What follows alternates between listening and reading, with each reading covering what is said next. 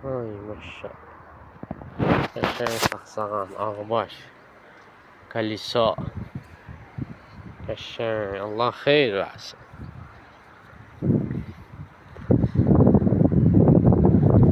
Qəşəng bir şeydir. Hamının sabahın xeyir olsun. Sabah deyəndə 2 gün orta deyək.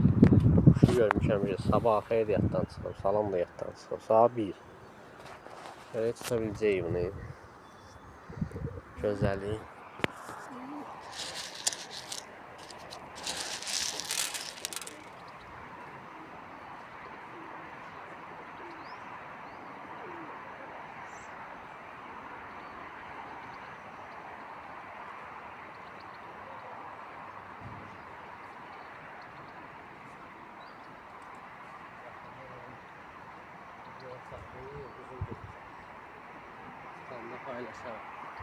Hamıya aqromlu salamlar.